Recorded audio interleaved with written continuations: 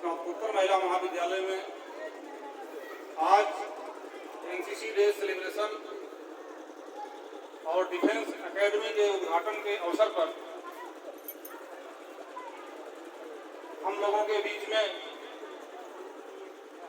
अभी एक senior army officer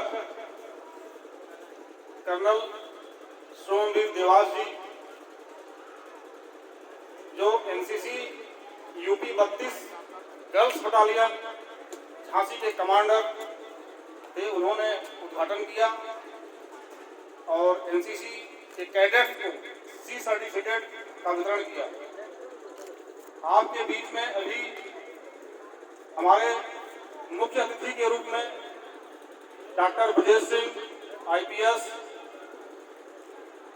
Shri Anil Mishra ji ADM साहब थे।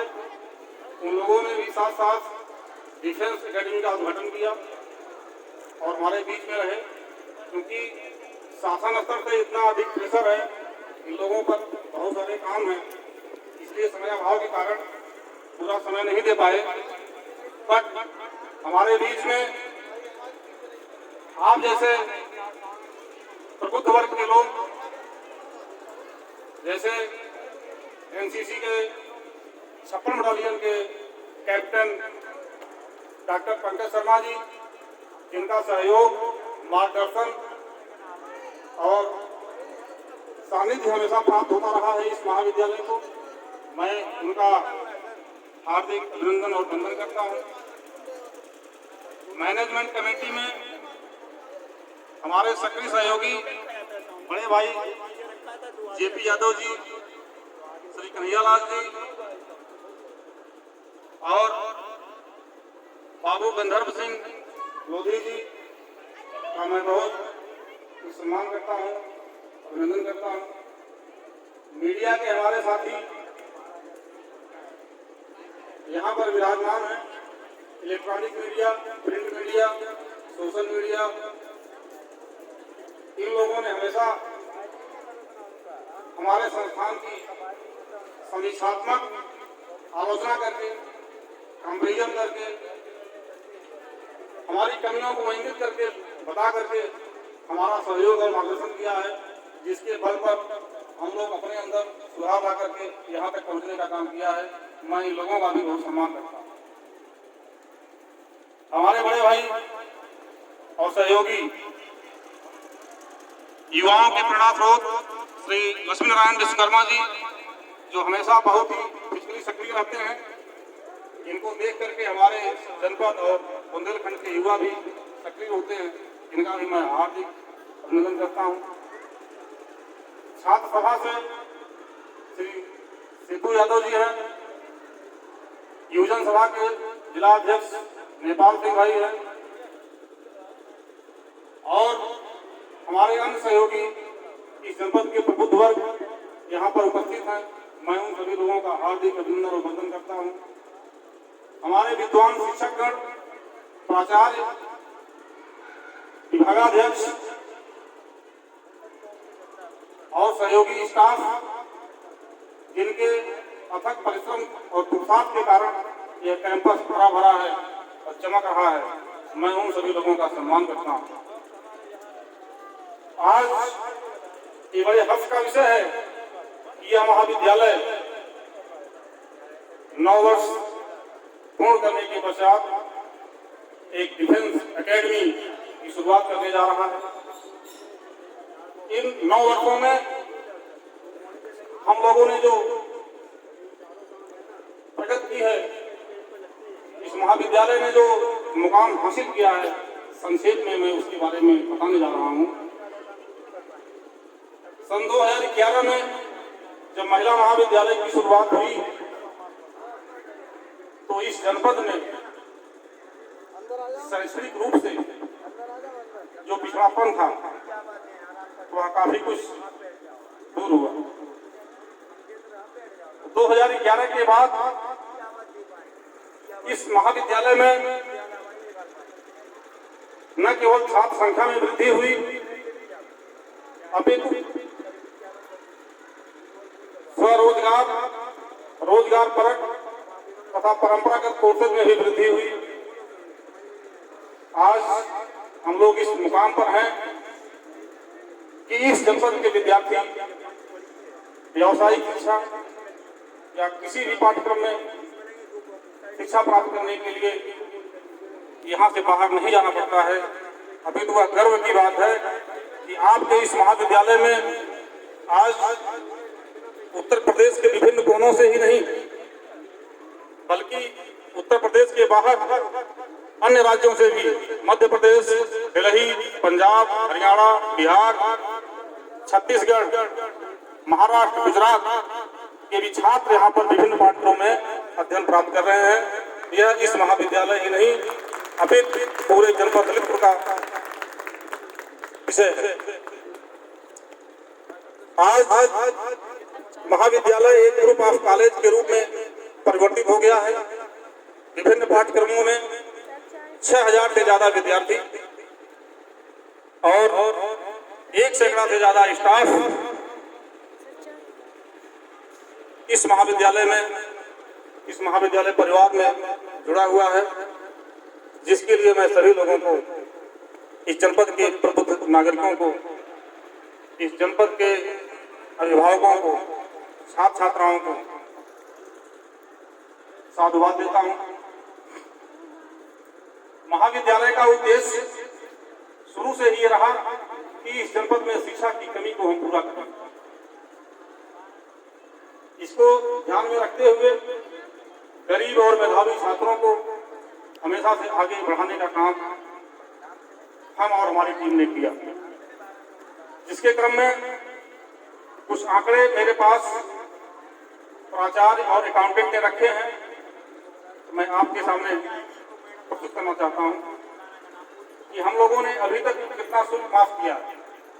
सन 2011 में जब यह महाविद्यालय शुरू हुआ तो 10 लाभार्थियों को 30,000 रुपए शुल्क की माफी की गई। 2012 में लाभार्थियों की संख्या 35 हो गई और 1,10,000 रुपए पूरे शुल्क माफ किए गए। 2013 में कुल छात्रांकन 1724 हुआ, लाभार्थियों की संख्या बढ़कर के 38 हो गई और कुल 1,09,000 रुपए छात्रों के माफ किए गए। 2014 में बीए के बाद एक पाठ्यक्रम और बढ़ गया, बीएससी, और छात्रों की संख्या बढ़कर के 2309 हो गई और कुल 1,25,000 रुपए लोगों के माफ किए गए। 2015 में डीएलएड भी शुरू हुआ और 2,93,000 रुपए उस साल माफ किए गए।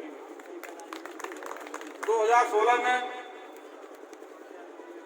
छात्रांकन 3,088 हुआ और लाभार्थियों की संख्या बढ़कर के 180 हो गई और 15,96,000 रुपए हम लोगों ने माफ किए।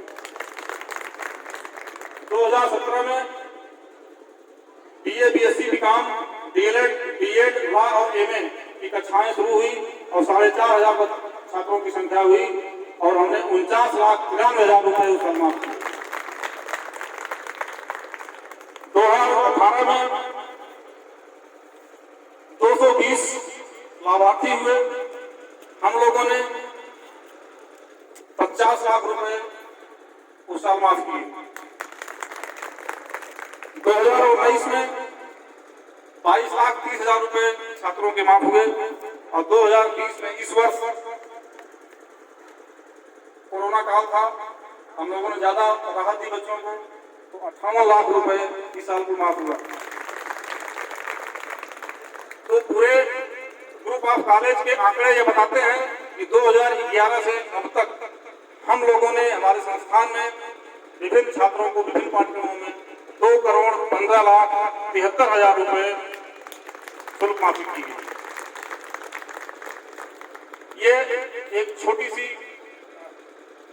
इंफॉर्मेशन थी, जिसको देख करके ये पता लगा कि इतनी धनराशि माफ हो गई है। हम तो जानते ही नहीं थे कितना हो चुका होगा, क्योंकि जो भी छात्र मेरे पास पहुंचता है उसको तो कुछ न कुछ राहत मिल जाती है, माफ हो जाती है। और मैंने तो इस वर्ष अपने प्राचार्य लोगों को भी ये पावर दे दिया, अधिकार दे दिया कि आप लोग भी, अगर हम नहीं मिल पाते हैं किन्हीं कारणों से, तो आप लोग भी माफ कर सकते हैं। ज्योतिष समझें। अब हमारे मन में ये विचार आया कि एजुकेशन तो हम लोग दे रहे हैं, डिग्री हम लोग दे रहे हैं, डिग्री लेकर के शिक्षा प्राप्त करके अगर हम अपने जीवन में कामयाब नहीं होते हैं, अपने जीवन में हम रोजगार नहीं पाते हैं, तो धीरे धीरे लोगों का विश्वास एजुकेशन से और डिग्री से उठ जाएगा और लोग अपने बच्चों को पढ़ाने की कोशिश नहीं करेंगे। इसके क्रम में हम और हमारी टीम ने आकलन किया कि डिफेंस एक ऐसा फील्ड है, एक ऐसा क्षेत्र है जहां पर रोजगार की असीम संभावनाएं हैं, क्योंकि इसमें डिफेंस की न तीनों विंग, जल, थल और नौर, बल्कि paramilitary force, railway protection force, ITBP, CISF, CRPF और बॉर्डर सिक्योरिटी फोर्स, बल्कि Uttar Pradesh police, MP police, Delhi police सहित पूरे देश में तमाम रोजगार की संभावनाएं इस फील्ड में। और हमारे जनपद के विद्यार्थी यत्र तत्र अपने इच्छा स्वेच्छा से जितना जिसके समझ में आया, कोई बंधे पे दौड़ रहा है, कोई सड़कों पे दौड़ रहा है, अनगाइडेड तरीके से वो तैयारी कर रहा है। उसमें से कुछ लोग जो बहुत ही असाधारण प्रतिभा के होते हैं उनका चयन तो हो जाता है, लेकिन जिनके अंदर थोड़ी बहुत कमी रह जाती है वह सिलेक्शन से वंचित हो जाता है। तो यह हम लोगों ने निर्णय लिया कि जो सिलेक्शन प्रोसीजर में नॉर्म्स होते हैं, जो कंडीशंस होती हैं, यदि हम लोग उचित गाइडेंस उनको दें, ट्रेंड इंस्ट्रक्टर के माध्यम से अगर उनको सही मार्गदर्शन मिले, सही गाइडेंस मिले, तो हमारे इस पिछड़े हुए जनपद से काफी संख्या में लोग पैरामिलिट्री फोर्स और फोर्सेज में रोजगार पा सकते हैं। हमने ये सोचा है, हमारी ये प्लानिंग है कि डिफेंस एकेडमी में जो भी विद्यार्थी प्रवेश लेगा उसको 100% रोजगार दिलाए जाने का काम किया जाए। यदि इन्हीं कारणों से कोई डिफेंस या पुलिस में नहीं जा सकता है, नहीं जा पाया, कोई उसके अंदर फिजिकल, मेंटल या मेडिकल से संबंधित कोई कमी पाई गई, तो उसको सिक्योरिटी सर्विसेज के माध्यम से कहीं न कहीं आजकल आउटसोर्सिंग बहुत ज्यादा चल रही है, वहां से भी हम रोजगार दिलाने का प्रयास करेंगे, तभी ये हमारा सपना पूरा होता है। अभी तक जो सूचना हमारे प्लेसमेंट सेल ने दिया है, विगत 9 वर्षों में करीब 25,000 विद्यार्थी यहां से पास आउट हो चुके हैं, जिसमें से डीएलएड 2015, 2014, 2016 बैच के लगभग 90% डीएलएड और बीएड योग्यताधारियों को बेसिक शिक्षा, माध्यमिक शिक्षा में रोजगार प्राप्त हो चुका है। यह इस जनपद की बहुत बड़ी उपलब्धि है। इतना ही नहीं, सिंपली ग्रेजुएट जिन्होंने कला संकाय में या विज्ञान संकाय में या वाणिज्य संकाय में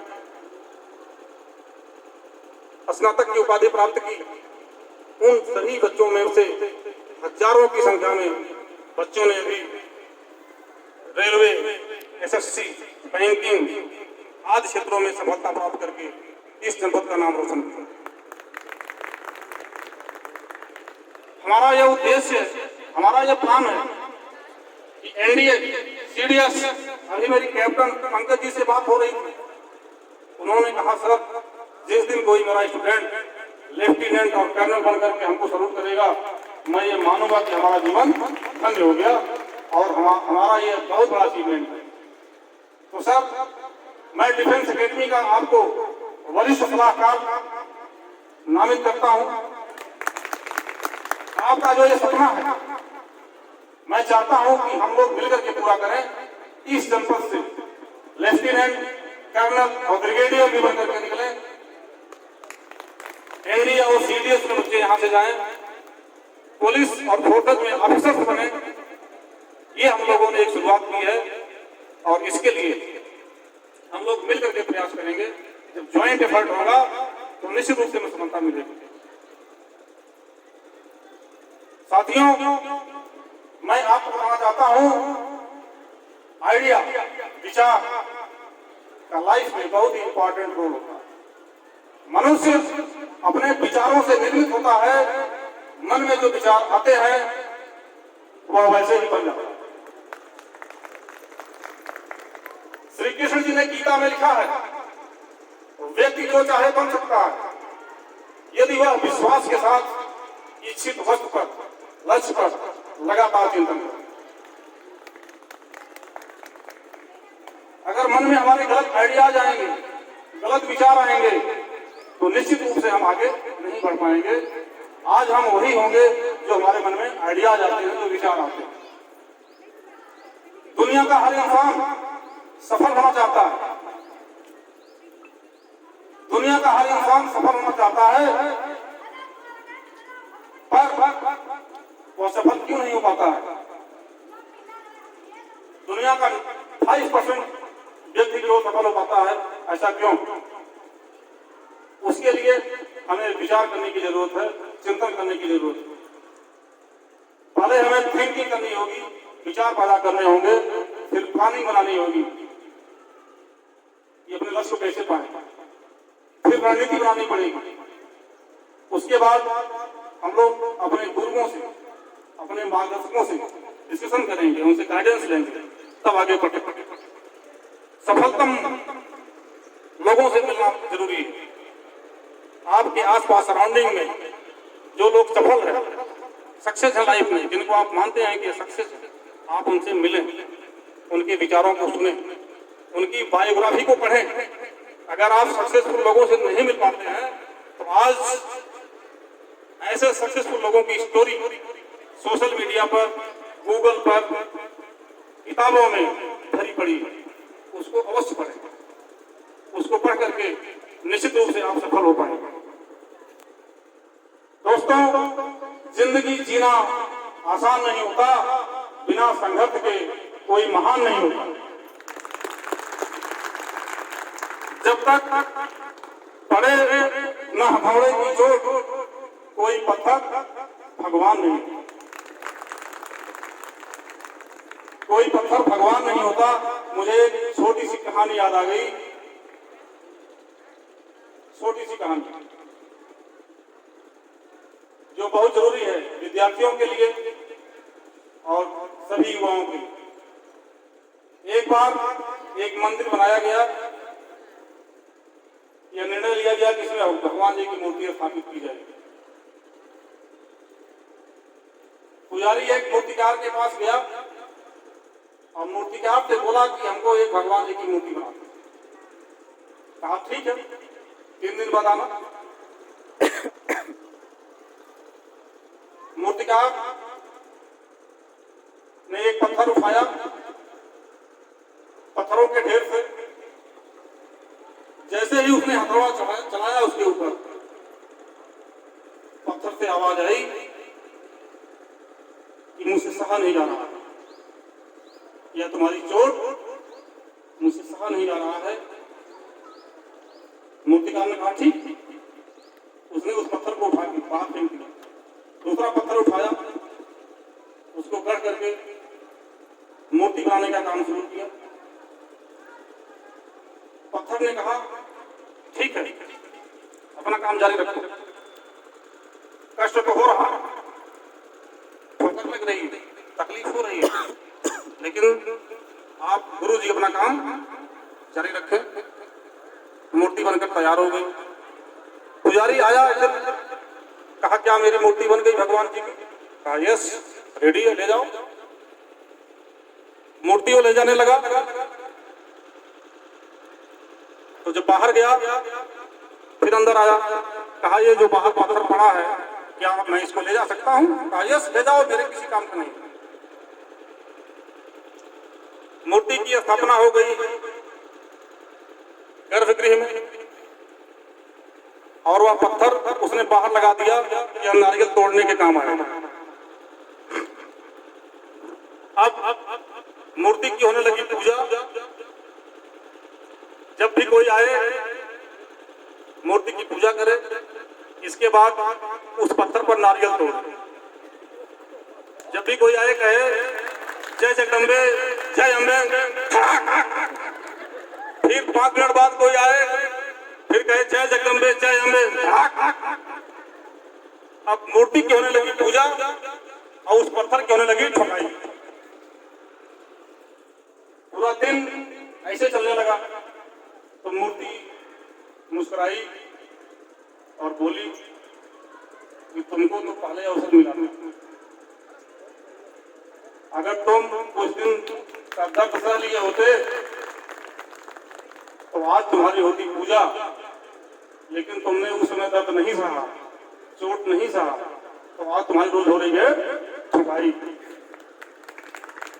तो विद्यार्थियों, ये आपका विद्यार्थी जीवन है, और मूर्तिकार भी ऐसा होना चाहिए जो ठीक ठाक मूर्ति बना ले, नहीं पता नहीं हो क्या से क्या बना देगा। तो इसलिए मूर्तिकार का सिलेक्शन भी बहुत सोच समझ के करना चाहिए।